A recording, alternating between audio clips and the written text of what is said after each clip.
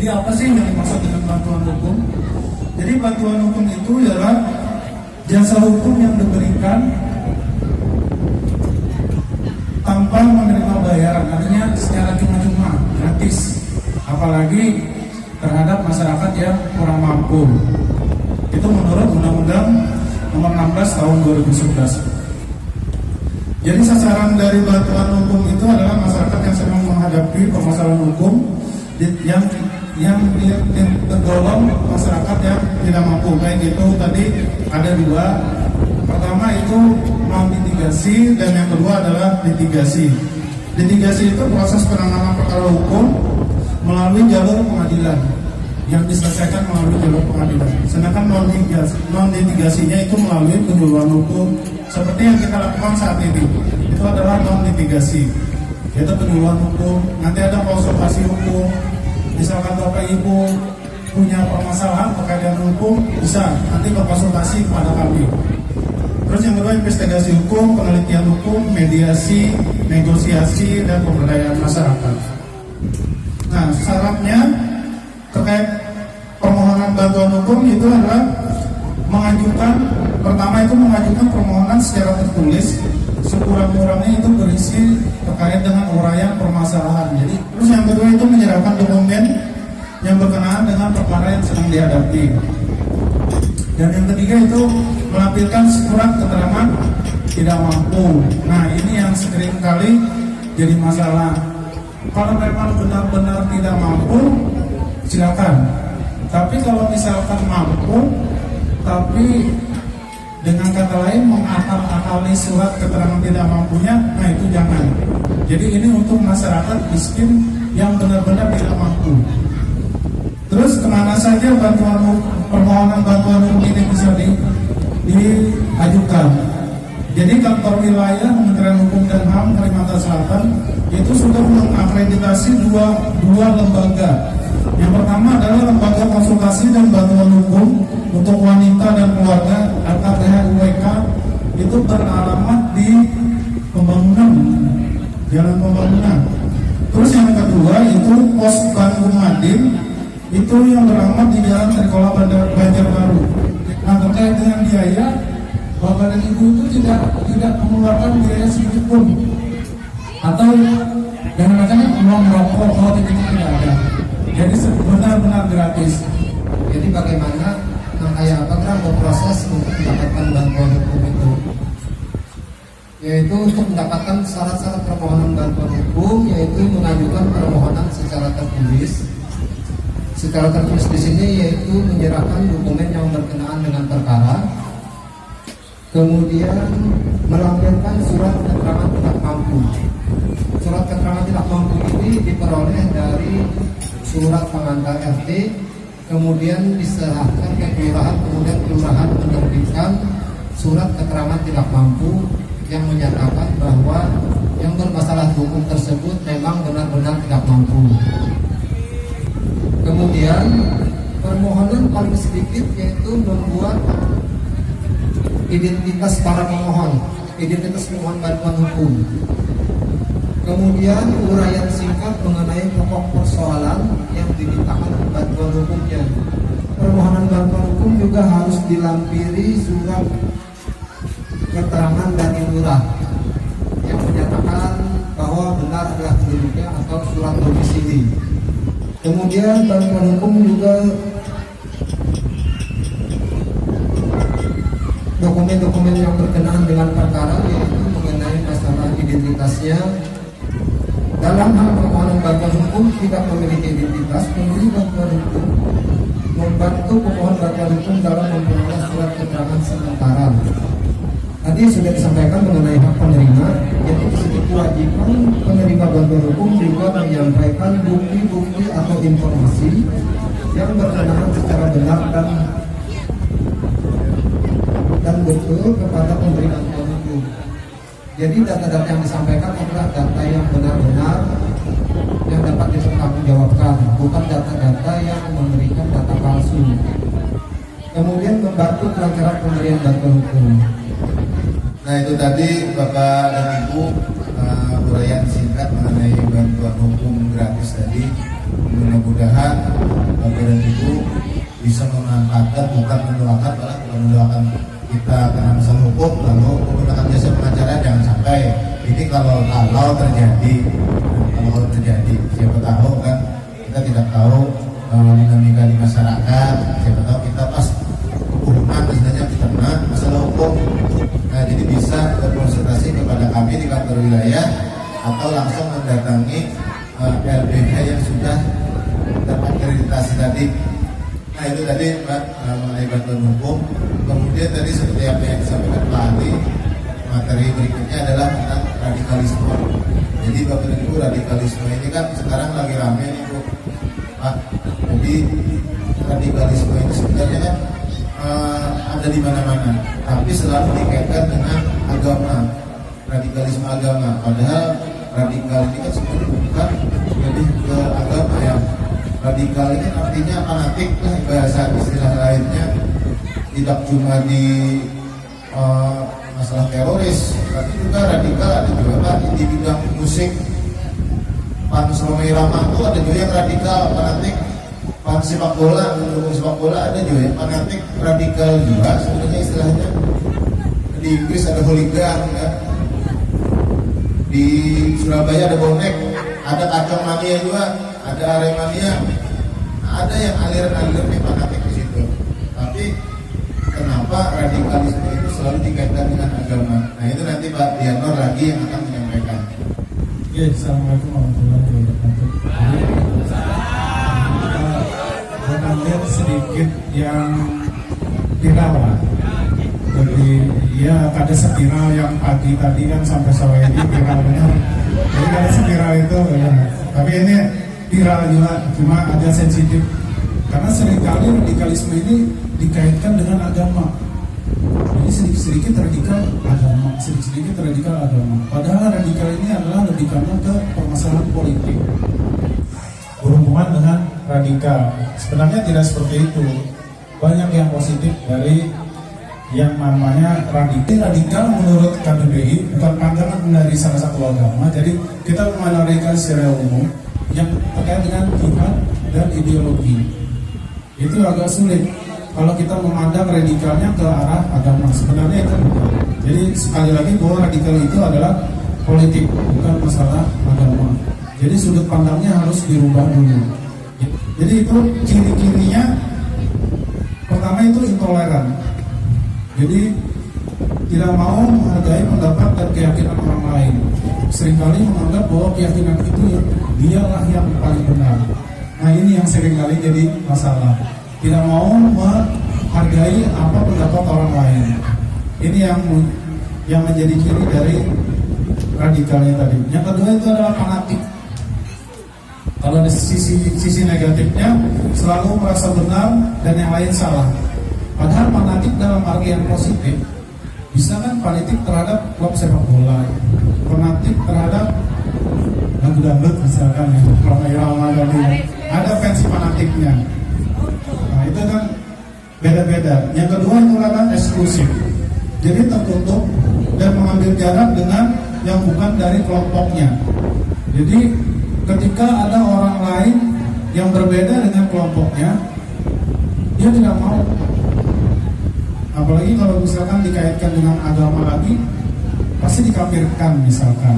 Nah, itu kan seringkali jadi masalah. Sebenarnya sudut pandangnya jangan seperti itu. Terus yang keempat adalah revolusioner. Jadi cenderung menggunakan tindak kekerasan untuk mencapai tujuan.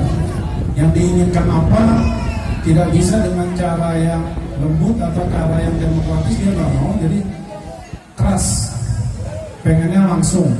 Itu yang seringkali jadi masalah. Jadi faktor penyebab kemunculan radikalisme ini ada beberapa macam. Yang pertama itu adalah faktor pengetahuan agama yang setengah-setengah dan idealisme yang berlebihan terhadap ajaran agama. Yang kedua adalah faktor ekonomi, dan ketiga adalah faktor politik, yang keempat faktor sosial, yang kelima faktor psikologi, yang keenam adalah faktor pendidikan. Itu adalah beberapa faktor yang sering mempengaruhi kenapa radikalisme ini bisa tumbuh subur.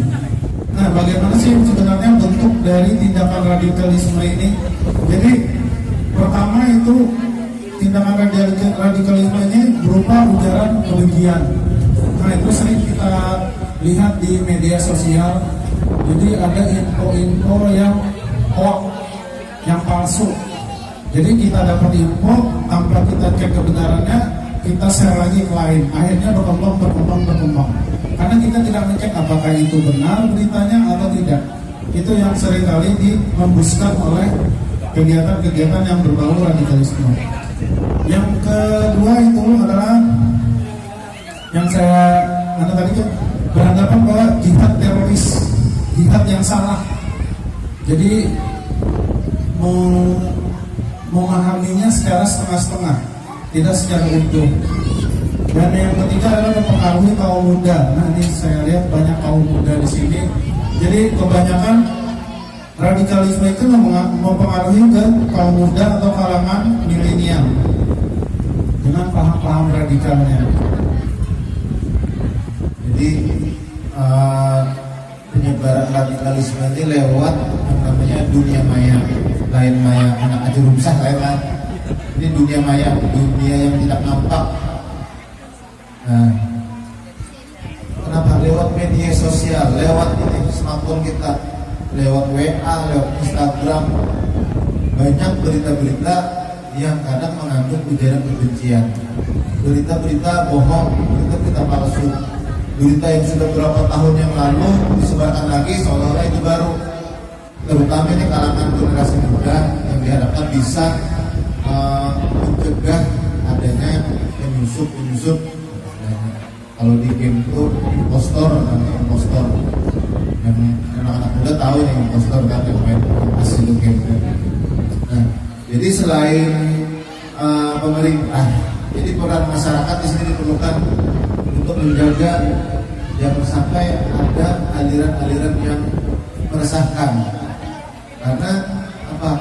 Aliran-aliran cepat merasuki masyarakat itu dengan kedok agama, dengan kedok syiar.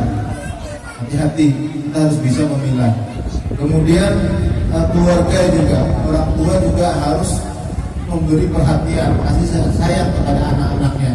Jangan sampai anak-anak itu terlalu sering berkeliaran di jalan, jarang di rumah, kebanyakan perkawanan di jalanan. Malam hanya kulik karena tahu perkawanan kemana. Kalau tahu jelas tujuannya keluar rumah, tidak apa. Tapi kalau tidak ada hubungannya, ujung-ujungnya kelahian, mabuk-mabukan, narkoba, ya mudah-mudahan tidak gitu ya. Nah, jadi peran keluarga di sini sangat penting, memberikan perhatian kepada anak, perhatian dan kasih sayang. Nah, kemudian dunia pendidikan juga di sekolah, di pesantren harus kita perhatikan. Jangan cuma kita berharap kepada pemerintah, tapi kita juga harus bisa. Nah, bagaimana caranya? Kita harus menanamkan jiwa nasionalisme. Buat biar kacau mania, buat kami bariton mania, tapi kita satu Indonesia ya kan? Kita tetap satu.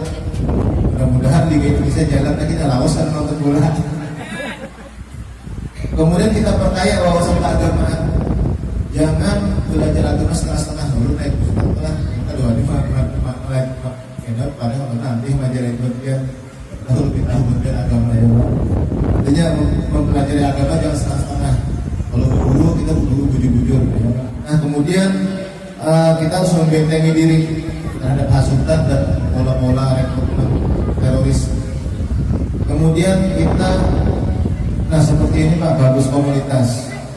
Komunitas ini bagus kita untuk silaturahmi, kita saling mengenal saudara kita yang di sini walaupun dari perantauan, kita saling mengenal. Jangan sampai biasanya itu yang apa ada orang-orang yang datang yang niatnya memang tidak bagus, menghasut, memprovokasi, itu kita bisa mewaspadai. Oh, ini kita tidak kenal siapa orang, tiba-tiba kok ada di lingkungan kita gitu ya, menghasut, mengajak yang apa menurut kita itu salah gitu ya. Nah, jadi itu harus yang kita lakukan. Jadi seluruh elemen masyarakat di sini seperti tadi, keluarga, masyarakat harus bersatu padu. kita menghindari yang namanya radikalisme tadi. Jangan sampai kita terpengaruh. Nah, itu harapan dari kami. Mudah-mudahan kita semua terhindar dari permasalahan hukum. Walaupun ada bantuan hukum gratis, bukan berarti kita lalu menantang saja. Sementara ada bantuan hukum gratis, lalu kita mencoba-coba melanggar hukum, jangan sampai seperti itu. Kami juga ada program desa sadar hukum atau kelompok sadar hukum, siapa tahu di sini bisa membentuk yang namanya kelompok sadar hukum tadi. Kelompok sadar hukum tadi jumlahnya minimal 25 orang. 25 orang. Tugasnya apa? Berkumpul, berdiskusi mengenai masalah-masalah hukum.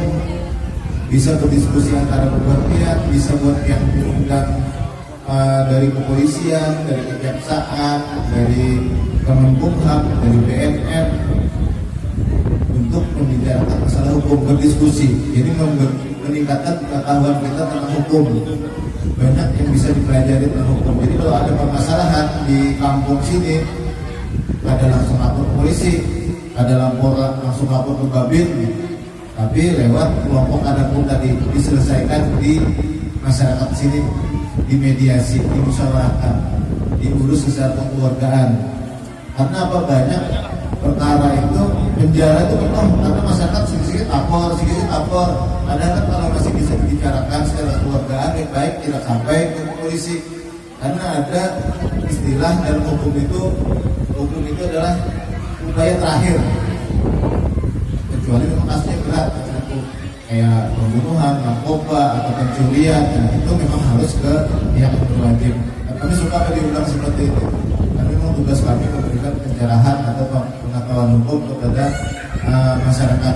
Tujuannya supaya masyarakat kita sadar hukum, taat hukum. Kalau sudah taat hukum kan hidup nyaman, tenang, kita kendaraan di muka rumah kan tenang aja, kalau teman hilang. Karena sudah taat hukum, semua sadar hukum. Sepertinya memang kita ini bukan kuliah lah. Kalau kuliah itu kan ada takut, kalau ini usah kita bisa takut kan.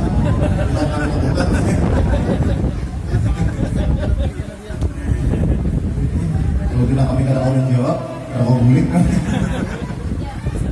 ya bisa. Oke, nah mungkin itu dari kami berempat mewakili kantor wilayah Kementerian Hukum dan HAM. Sekali lagi kami ucapkan terima kasih atas undangan yang disampaikan kepada kami, kepercayaan yang diberikan kepada kami untuk menyampaikan informasi seputaran hukum. Kali ini tadi bantuan hukum dan radikalisme. Mudah-mudahan apa yang kami sampaikan bisa bermanfaat bagi kita semua. Apalagi tadi sudah dimulai dengan kualitas. Mudah-mudahan berkah apa yang kita laksanakan pada malam hari ini. Nah, sebagai penutup, salah hilaf, mohon maaf apabila ada kata-kata dari kami yang kurang berkenan. Terima kasih atas segala perhatian. Wassalamualaikum warahmatullahi wabarakatuh.